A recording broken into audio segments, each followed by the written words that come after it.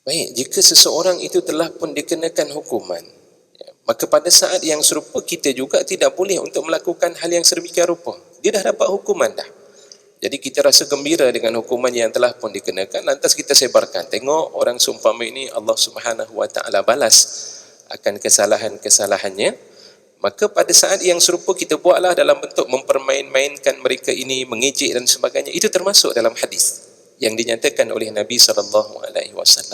Jika telah dihukum, alhamdulillah, syukur. Apa yang kita nak buat? Kita doakan pada mereka, mudah-mudahan Allah memberikan hidayah atas apa yang telah berlaku kepada dirinya untuk bertaubat kepada Allah Subhanahu Wa Taala. Maka itu adalah satu doa dan tidak menjadi masalah. Tapi kalau tindakan dan juga sikap kita kerana kebencian yang telah pun lama kita simpan, akhirnya tiba-tiba dikenakan hukuman, bagus apa yang telah pun berlaku ke atas dirinya. Lantas kita pun membuatlah dengan pelbagai bentuk ejekan-ejekan, maka itu juga termasuk dalam hadis yang disebut oleh Nabi SAW. Lantaran daripada itu kita berhati-hati. Apa kita nak buat? Doakanlah agar Allah memberikan dan mengurniakan kepadanya kebaikan, dan mudah-mudahan Allah kurniakan hidayah dalam kehidupannya. Itu sikap dan juga tindakan. Tidak ada para sahabat Nabi SAW yang akan menceritakan keaiban saudaranya yang telah pun bertaubat kepada Allah. Ya, tidak ada.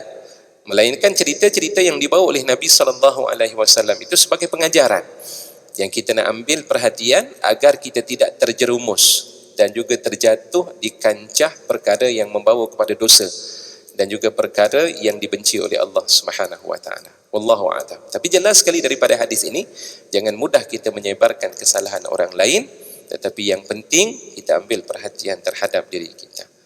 Baik.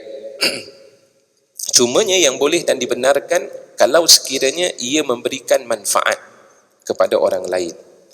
Contoh, ya, seperti mana yang mungkin pernah saya nyatakan dahulu dalam bab mengumpat yang dibenarkan oleh Imam Nawawi rahimahullah dalam kitab Riyadhus Shalihin. Salah satunya, jika sekiranya orang tidak tahu yang dia ni memang seorang yang suka untuk melakukan kezaliman. Dia ni seorang sindiket sebagai contohnya. Suka untuk membuat pinjaman dengan orang lain dan kita tahu tindakan dia.